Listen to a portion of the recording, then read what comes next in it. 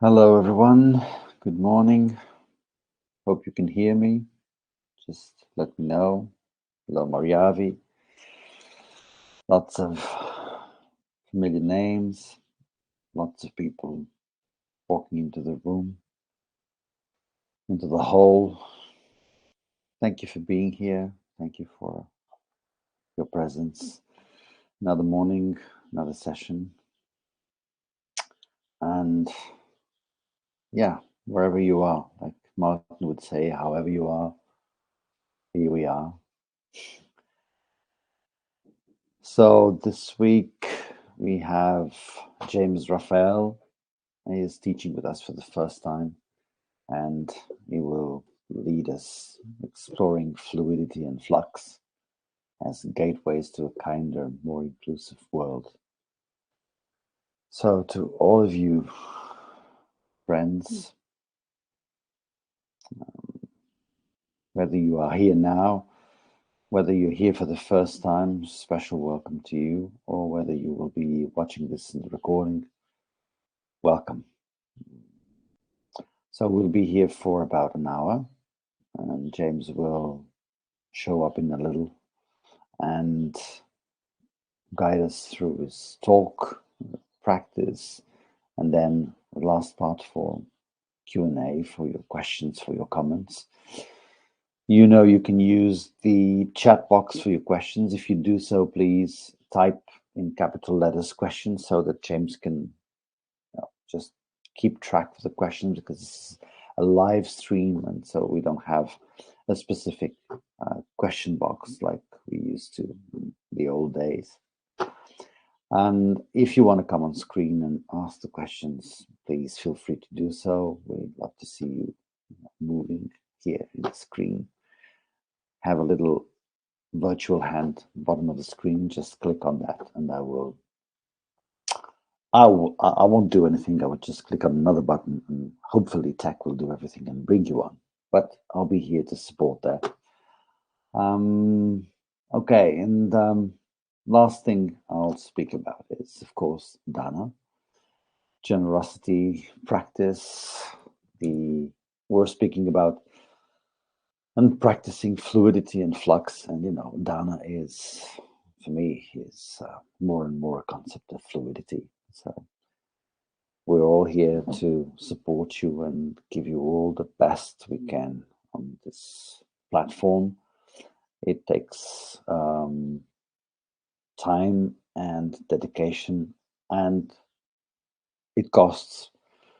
So we just rely on your generosity for that. So whatever you can give, however you can give, doesn't matter if it's a large amount or a small amount, if it's a one-off or it's a regular. It's when it comes from your heart, it comes from the practice of generosity, and we welcome everything. So if you feel like doing that, and if you can do that, use the link for the Dana, because we don't have a Dana button here. I will post the link at the end again. And if the only thing you can donate is your practice and your presence, well, it's fine too. It's wonderful. That's what we're here for. Okay, friends, so enjoy your session, and I'll see you here. Thank you.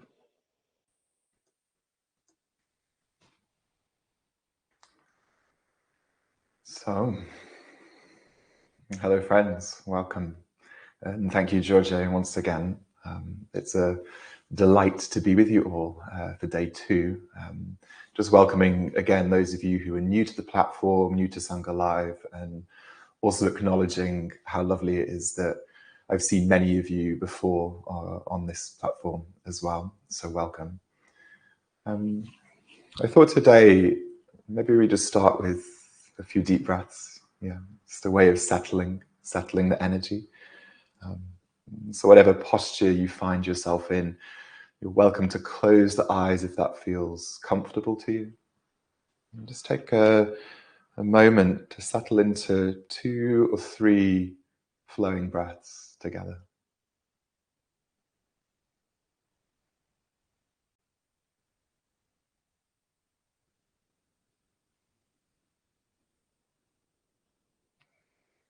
perhaps sensing the stream and the fluidity of the breath.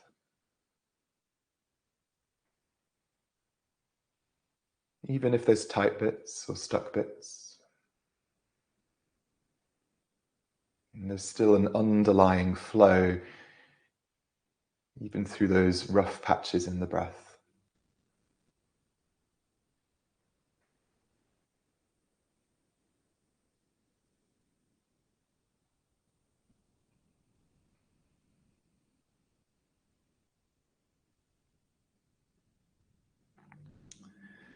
So, it's an unusual, rare sunny morning in West London today. So you can kind of tell by the light in my room, it's a little darker. But sooner or later that will change. It's London after all. It will be raining this afternoon probably, right?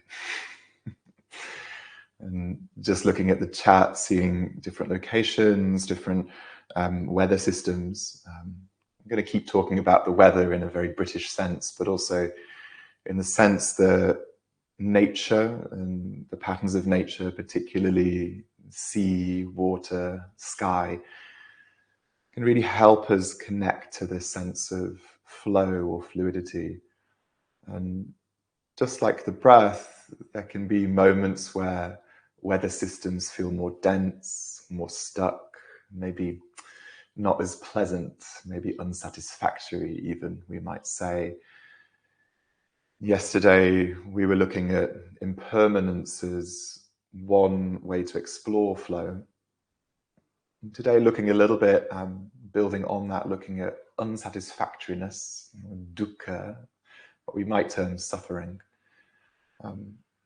Really the offering that this interplay between ease and unpleasantness or lightness and heaviness, sukha and dukkha, is itself a constant fluctuation. I was reminded of a story I heard about a Buddhist nun who's practicing in Burma. I've forgotten her name, unfortunately. But I was told in this story that she was fully attained. She's fully awakened being, and the practice which allowed her to become fully attained was very, very simple. She would sit, meditation posture for long periods, many hours, what we might call slow sitting, which always amuses me, that title, slow sitting. But her practice was this, that she would sit, sensing into body, into breath, into the legs. And when things started to become uncomfortable, when discomfort started to arise in the body, she would simply know dukkha. And very mindfully, she would change the position of a leg or a knee. Sukha, ease. And apparently her whole practice was this recognition, this knowing of the oscillation or the flow between ease and unsatisfactoriness. And that for her was a gateway to the higher states of the practice. And many of you may know, so forgive me if this is information you are already aware of, but sometimes good to repeat it, that dukkha, one interpretation of the root of that word is, if you imagine a beautiful old wooden cart, like a horse-drawn cart, let's say, it has these great carved, beautiful wooden wheels, and each wheel has the central hole. And into that central hole goes the pole or the axle. One interpretation of dukkha is that the pole doesn't quite fit perfectly into that hole in the wheel. And so as you're sitting, riding into the countryside, into the sunset, every so often something catches the axle into the wheel and there's a little bump, another little bump. And there's a friction. And so this bumpy ride, dukkha, unsatisfactoriness, it's a bumpy ride, life, right? So that's one interpretation of dukkha. Conversely, it's sometimes offered as well that sukha, sense of ease or lightness or bliss, is when the axle fits perfectly smoothly into the hole. It's really well built, and so your ride is smooth. But if I can layer onto this, my additional layer to this is that even with the most perfect setup, even with the most refined connection, eventually things erode. Eventually things fall apart, right? So sooner or later, no matter how smooth we try to make things, the ride will get bumpy at some point. And in this phrase, things fall apart, some of you may know from the writings and teachings of Pema Chodron. This phrase was also used earlier by the Nigerian writer Chinua Achebe, who in his kind of colonial criticism, colonial novel narrative, used the title Things Fall Apart. And he, in turn, took that phrase from an earlier English poet, W.B. Yeats, in a poem called The Second Coming. And if I can remember it just off my head, the line goes like this: things fall apart, the center cannot hold, and mere anarchy is loosed upon the world. Foreboding stuff. But I like connections and patterns, and I got a little interested that in the Yeats poem, he talks about the center not being able to hold, which reminds me of the center of the wheel of dukkha and the axle not quite fitting, right? So we can have that image maybe in the practice. As we did yesterday, I also want to offer a grounding and a rooting in the suttas for this. So again, I'm going to read to you. I'm going to read this twice to allow it to settle, osmose a little bit. But again, rather than diving in and trying to cerebralize a meaning, just allowing it to gently come to you. This comes from the Dhammacakkappavattana Sutta. It's quite a strong teaching, it's quite firm. So the Buddha states, birth is dukkha, aging is dukkha, illness is dukkha, death is dukkha. Sorrow, lamentation, pain, grief, and despair are dukkha. Association with the unpleasant is dukkha. Separation from the pleasant is dukkha. Not getting what one wants is dukkha. I'll read it again. Birth is dukkha. Aging is dukkha. Illness is dukkha. Death is dukkha. Sorrow, lamentation, pain, grief, and despair are dukkha. Association with the unpleasant is dukkha. Separation from the pleasant is dukkha. Not getting what one wants is dukkha. And so really what we find to this teaching is that the root of dukkha can be craving or attachment, to pleasure or to pain. In this sense perhaps of pushing away or grasping, holding on to it. And there's a beautiful story. I like stories. I find them helpful. Hope you do too. This story comes from the time of a Buddha, and the story goes like this: that there was an ancient village, and in the village there was a woman called Kisa Gotami. And she had recently lost her beloved son. He passed away, he died.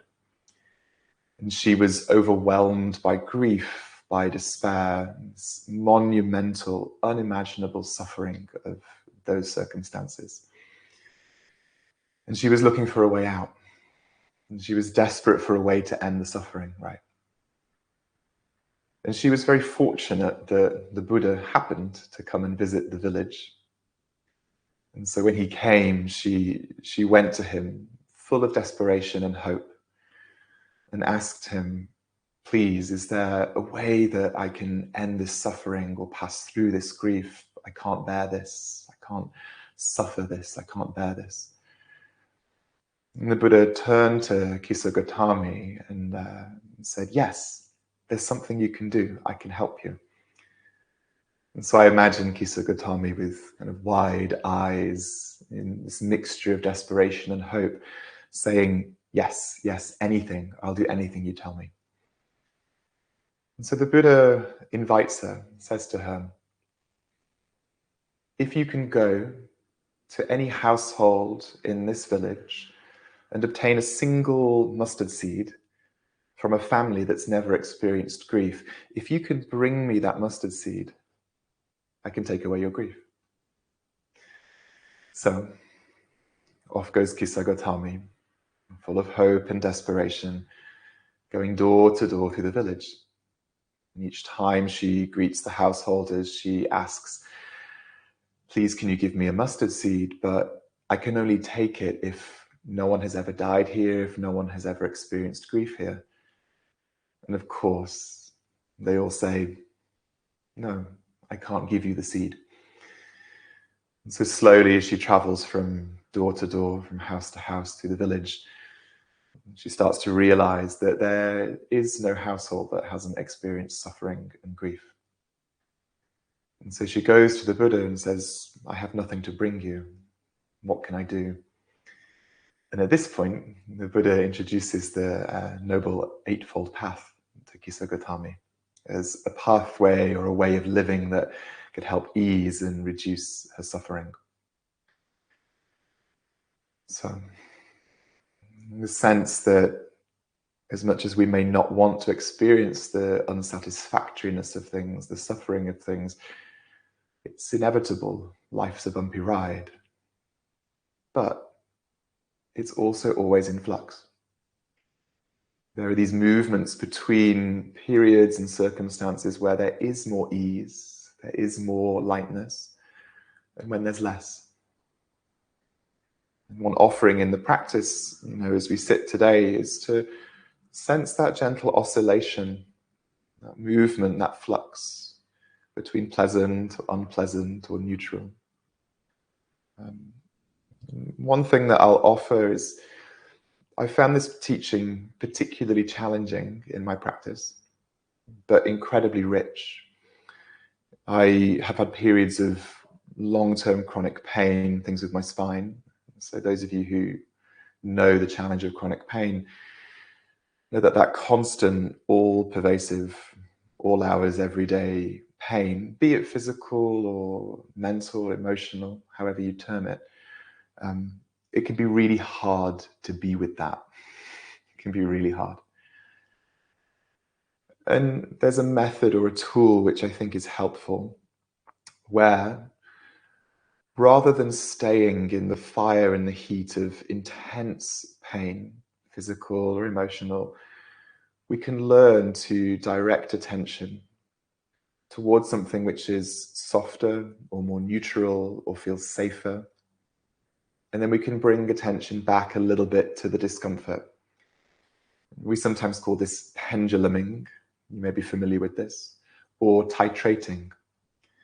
And as a practical example, when I was working with chronic pain and also with the withdrawal symptoms of addiction, very intense energy, these very intense energies in body-mind complex, it was finding a safe or safer space in the body where I could rest my attention, ground the attention in that area. And then when you feel settled there, gently perhaps starting to meet the area of pain or starting to meet the discomfort. But then it's really key, when that becomes too much, we move back. So for me, this was the palms. Hands for me feel neutral, sometimes pleasant. For others, it's the breath. Not for everyone, depending on history of trauma and things like that. But we can find safer spaces to rest awareness when we're dealing with something very, very uncomfortable. So I hope something in that gives you kind of an aspiration for the practice, kind of movement into this teaching. So let's sit. And as with yesterday, sitting might not actually be sitting for you today. It could be lying down or standing. We'll begin with the sound of the bell, waves of sound.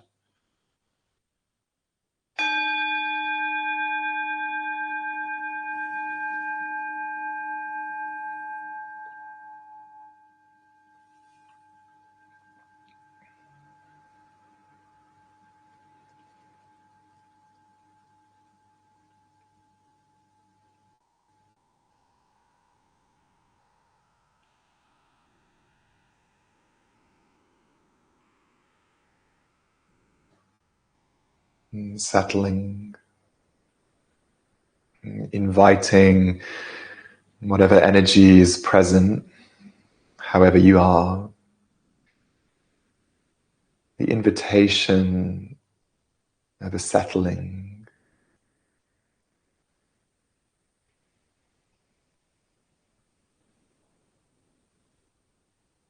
Settling the way early morning light might pass through the leaves of a forest.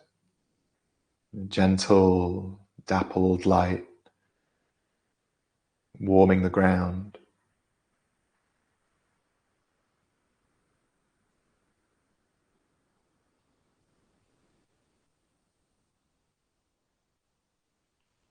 And the sense of the rich soils somewhere beneath you, deeper down in the heart of Mother Earth, supporting our practice.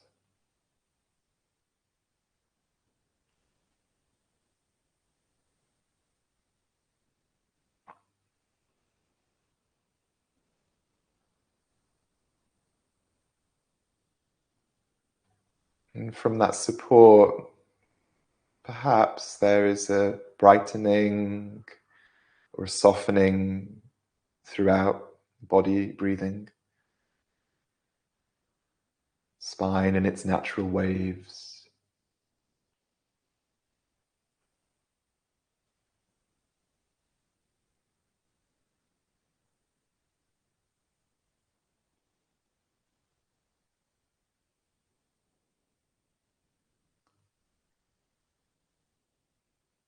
Noticing if there are areas where there is gripping or holding, perhaps around the jaw, perhaps the muscles around your eyes and eyebrows.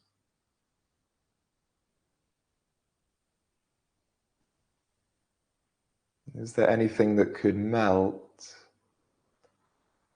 to allow free flow of breath, of sensation, free flow of awareness?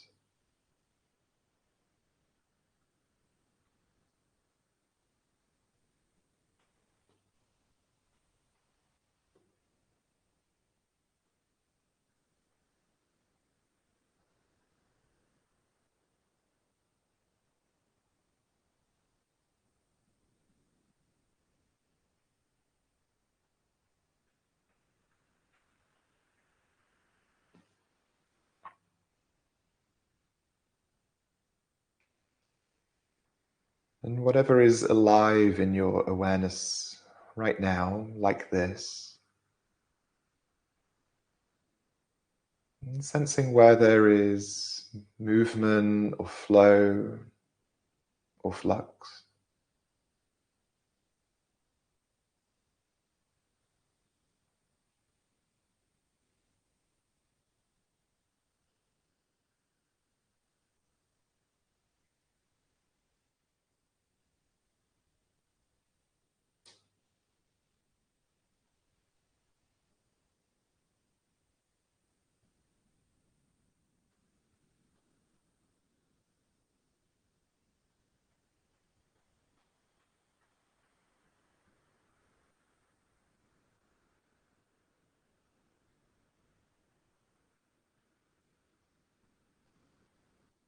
There might be objects of awareness that feel more fixed or stuck or hard.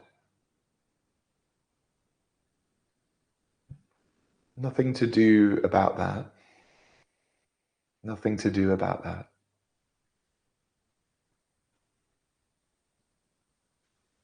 Noticing where there is flow or movement.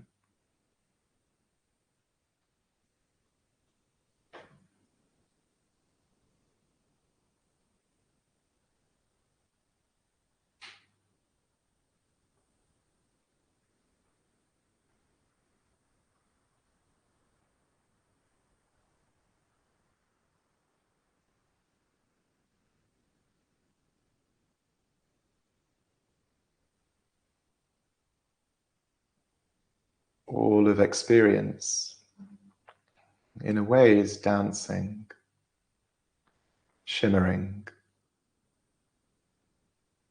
like light through the leaves of the forest, like gentle waves on the surface of a lake.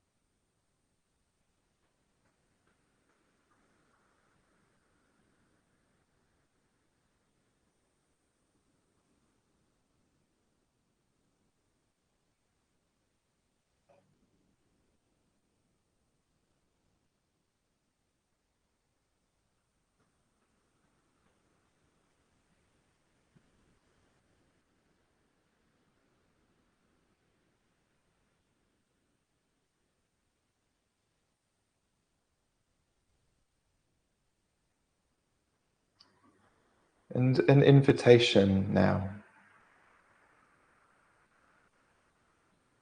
An invitation to guide awareness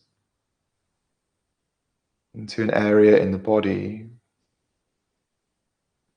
which feels a little more pleasant or easeful or neutral. It could be the hands, it could be belly, or somewhere else.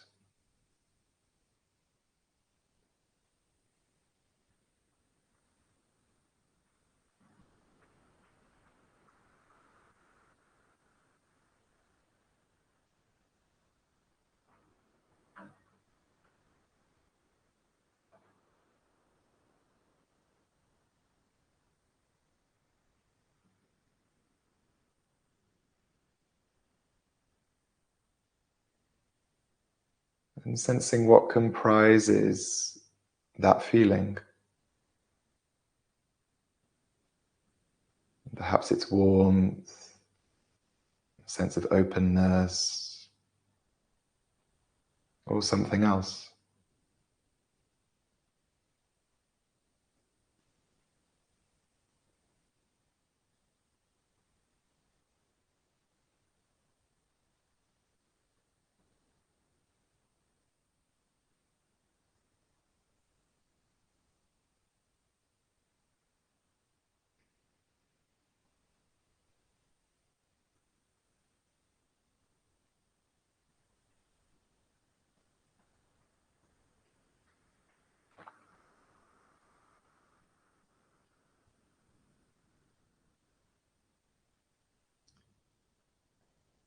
An invitation to sense how that is changing,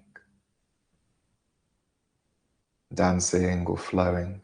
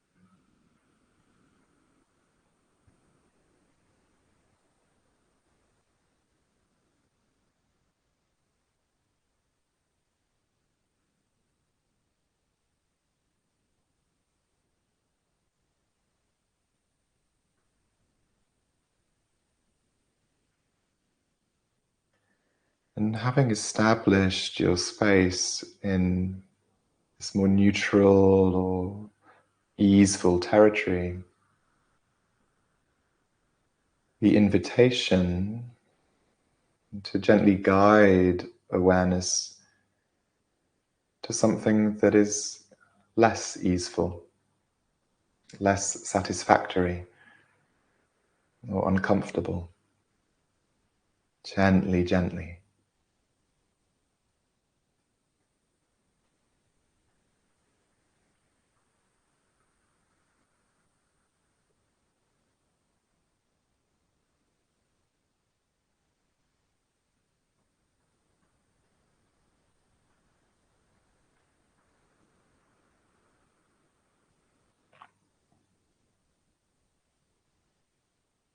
Is there a way of meeting dukkha with kindness, with curiosity?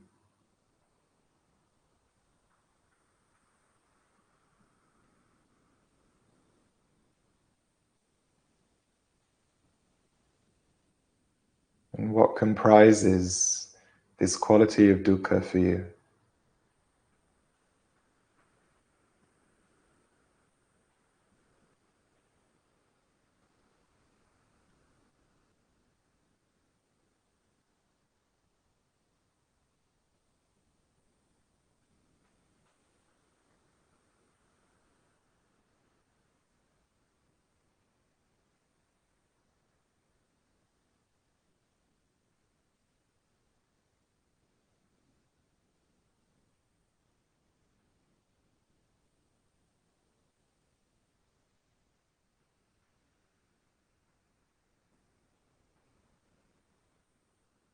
And does it feel solid and fixed? Or is there a sense of change, of fluctuation or flow, even in its unsatisfactoriness?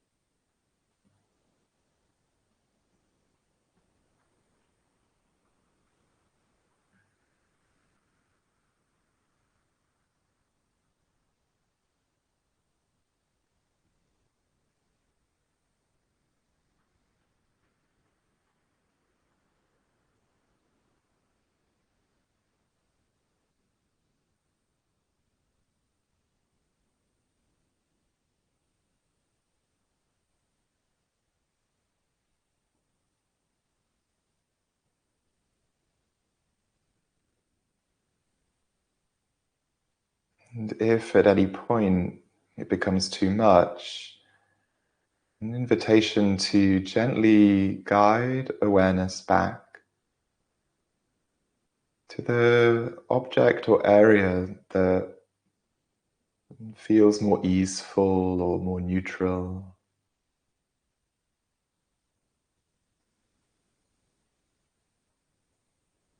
Sukha.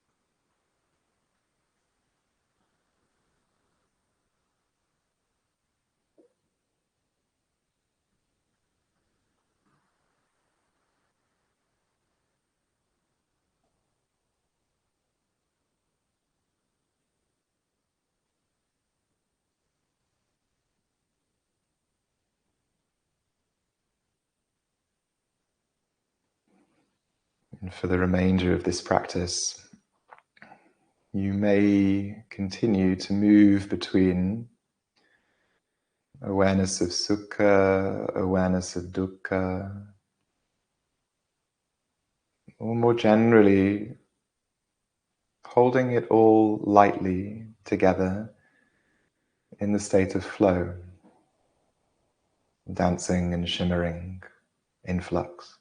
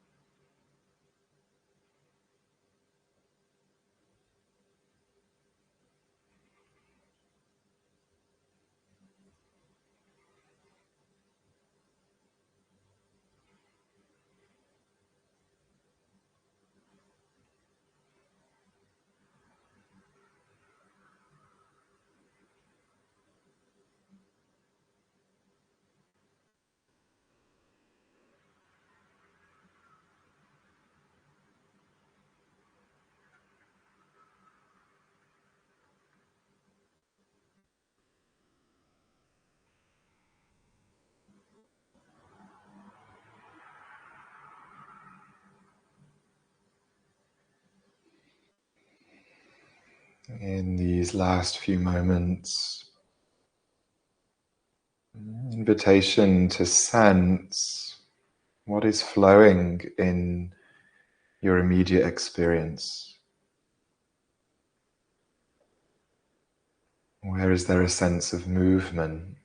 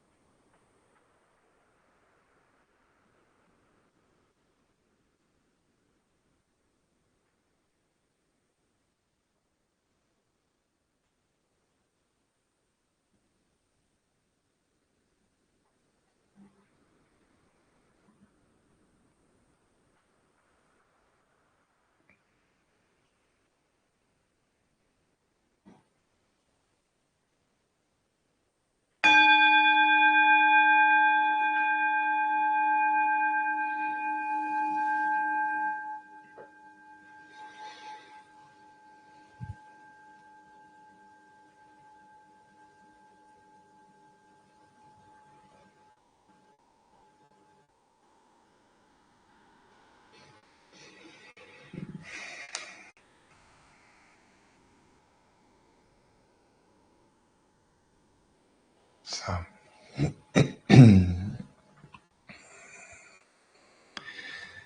just as with yesterday, that sense of still being with, opening out into this more engaged vocal space, things still dancing, still shimmering in your awareness, perhaps.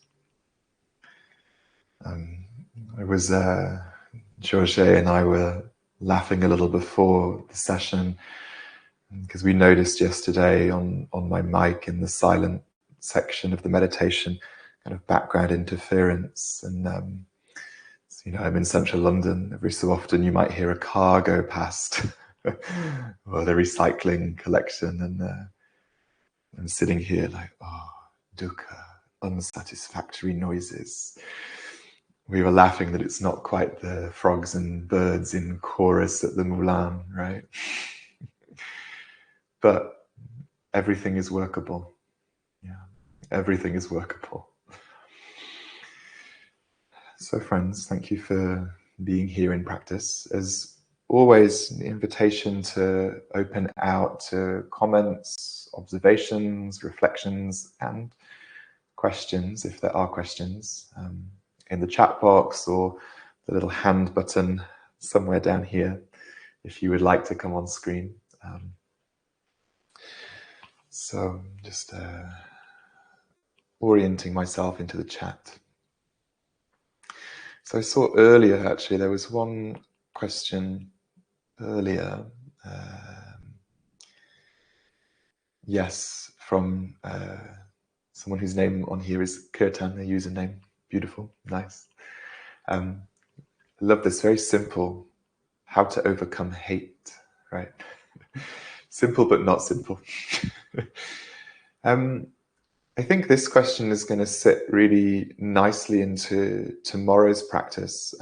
So I think, if it's okay with you, to really explore the heart of that question in tomorrow's practice. Tomorrow we're going to look at the third characteristic, sense of no solid self, no solid I identity, and how that is always changing and flowing. And I found this teaching around not self, anatta, very, very helpful when it comes to conflict. So we start to sense that we're not as solid an identity as we think we are. We start to recognize that in others or in other groups. And there can be a gateway there, I think, to working skillfully with challenging, strong feelings like hate and anger. I see all these things really as energies. It's just this movement and flow. It's the kind of energy. Anger and hate, strong, very creative, strong energy. But there are ways we can engage with that So if it's okay with you, I'll talk a little more about that tomorrow. Yeah, it will sit nicely. And oh, Sheila, thank you. Deep bow to you. I appreciate that. So Sheila's saying, not a question, but as an Irish woman, it's W.B. Yeats. Yeah, that rings a bell, actually. You're right. Thank you. I appreciate that. Yeah, W.B. Yeats. And what a poem, right? Kate also wondering. Thank you. Seeing... thank you for your comments. Thank you for engaging in the chat, folks. So again, if there's more comments or reflections, please feel free. Otherwise, it's kind of on this, whilst I was on the topic of environment and distraction or sounds, things like this. As Giorgio mentioned yesterday, I established my practice living in Soho in London, 10 years of living on one of the busiest streets with all of the bars, all of the clubs kind of above them. And I'd get up very early in the mornings, 4:30, 5 a.m. because I'm a morning person. And the irritation and the friction of that kind of city noise, what I found is it too has its own rhythm. It has its own cadence, we might say. There would always be a specific time the glass collectors would come and collect all the used bottles and throw them into the recycling. There was always a moment about half an hour into my practice where I'd hear delivery vans unloading these great big metal kegs full of beer. Sort of interesting, trying to get sober with that being part of my practice. But that actually it was a great opportunity to sense into my own resistance around those sounds, my own dissatisfaction with that. And it became a really central part of my practice. I had to work with it, right? So, comment from Yasmin, I felt grounded with the oscillations and unsettled feelings within. Beautiful. Yeah. Catherine saying, thank you, James, for allowing me to bear kids disturbing the practice. Yeah, you've got to work with what you've got, right, Catherine? There were periods where I've used earplugs, maybe some of you have, which is really interesting what happens to the breath. When you use earplugs, the breath becomes very total, very aware of it, very aware of the sound, the feeling of it. Patricia commenting, I love the way we are guided to see everything as energy with which we sense ease and dis-ease and dukkha, learning to be with both. Thank you. Thank you, Patricia. And flow, my understanding, I don't have a great grasp of physics, so I'm not going to go there, but my sense of flow is that all matter, all energy in the universe is transforming or transferring from one state to another. Energy neither created nor destroyed. It simply moves or is expressed in a different way. And so everything is part of that energy, part of that universal flow. I also teach practices like Qigong, which is very similar to Tai Chi. I teach a lot of Qigong as a mindful movement practice. And Qigong being rooted both in Buddhism, but also in the Chinese philosophy of Taoism. Really, in Taoism, the Tao, you can't really vocalize what the Tao is, but it's a path, or my sense, a movement, this movement of all matter and antimatter, for that fact, in the universe from one state to another, sometimes slower, sometimes faster. And we're just little currents within that, this human life. Many of the teachings say it's just a swirl, a momentary swirl in the stream and the flow of life. We come from somewhere, we have a moment, and then we go somewhere else, different forms. So a few more questions coming. Ooh, lots more questions. Cats and puppy disturbing. Going back and forth between suffering and ease. This is from Laura. I felt the tension leaving my body, heart and mind, maybe because I was more aware of the movement. Thank you, Laura. Yeah, this sort of sense that we might be able to move between sukha and dukkha. Both, I think, are always there. They're always mixed in together as a wavelength. That it can be skillful to choose to move more towards one or another at certain times.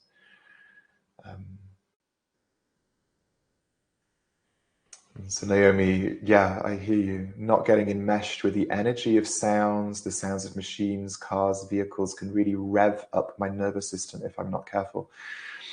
Yeah, I hear you. And again, we're all, living and working with a particular nervous system, a particular history in the central nervous system. And so some of us may really, really need more of that silence. I can recommend earplugs. They've been a great they've been a great help in my practice. Question from Andrew. I have constant traffic noise outside my apartment. Any advice for that apart from escaping to Amaravati Buddhist Monastery as a guest when I can? Lovely. I also, in recent years, have been going to Amaravati. It's where I practice now when we can. It's one of those things, right, where we can either choose to include it and make it part of the practice, and often that can be skillful. Well, sometimes, if there's something that we're particularly interested in the practice, say if it's deeper concentration states or that more kind of one-pointed focus, if you're choosing to practice in that way, if that's something you're interested in, it can be helpful to find a way of removing yourself from those distractions. If you're removing yourself from the distraction, sort of finding often a time of day, learning the rhythms of the city. Unfortunately, it usually means an early morning or a late night, Andrew. Or, as I said, using the sound and really experiencing it for what it is. Sound is just a wavelength. Sound is another transmission of energy. It's another type of energy being generated. So the sound itself, whether it's a lovely frog or whether it's a motorbike, we have a preference, but it's the same energy. Maybe one type of energy is more jarring for our nervous system, right? But we can begin to work with it.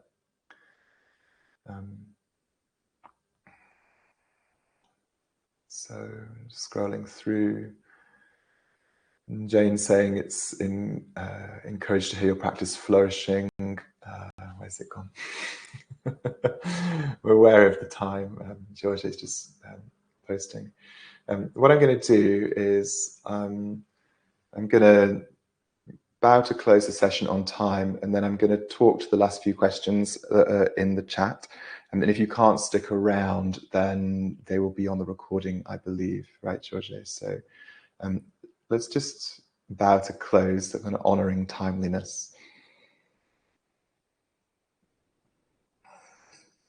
And if you do have to depart now, just flowing on your way into your day or ending your day.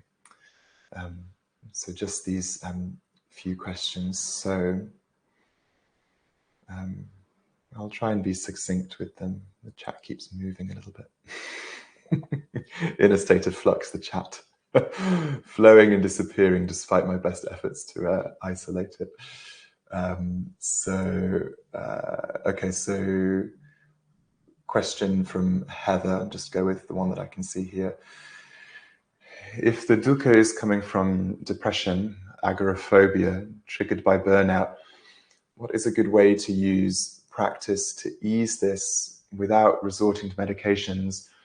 Also, stopping work physically is not an option. So just firstly, I'm just offering you compassion, and I hear you, and I hear you and see you, Heather. Really difficult, it's difficult, right? It's challenging. As I said, what's been helpful for me, particularly when the dukkha has this very visceral, very intense physical component. I mean, depression and agoraphobia, we may say, are somehow kind of mind or heart or in the nervous system, but it's very felt physically, right? And so I do believe that sometimes it's actually not skillful or helpful to try and sit with that dukkha, to actually ground yourself into a safer space in the body, or a point of focus or awareness that is easier to be with. And then you might, once that is really established, once you're very much centered in that slightly more, let's say, like regulated kind of nervous system, being a little bit more regulated space, then maybe titrating, moving in and out of the challenging physical, emotional kind of feelings. But particularly when there's burnout, nervous system is very wired, and there's this great word, twired, tired and wired, twired. It's really finding ways to promote rest, even in the midst of work, which is really tough. But finding ways to help kind of lower the tide line of the nervous system being in this hyper-aroused state or hypo-aroused state, as the case may be. And finding ways, behaviors, things which help you feel a little bit more settled or kind of in the midline. And then maybe choosing to deal directly with dukkha. So I hope something in that is helpful or worth exploring. So you can see Pubali saying, I found it helpful to say with builders drilling that they are helping someone, as with bin collectors, they are doing something, right? Yeah, there's a reason and intention behind it, I think. Yeah, and just Jane's comment, just finishing that, I think I left halfway through, Jane, of that comment.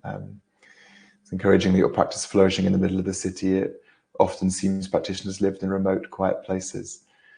Right, and ideally, ideally, it's very conducive to practice, and setting up the right circumstances can be wonderful. But, as lay people, we have to work where we're at.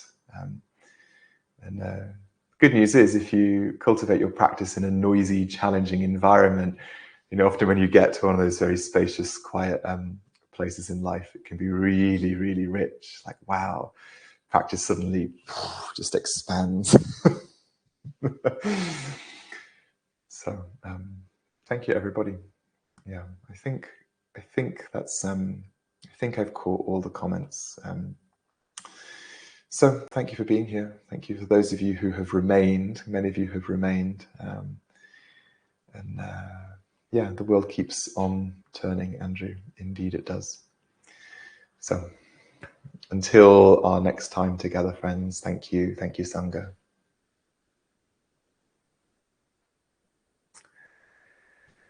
And with kindness, I'm going to log out. See you tomorrow.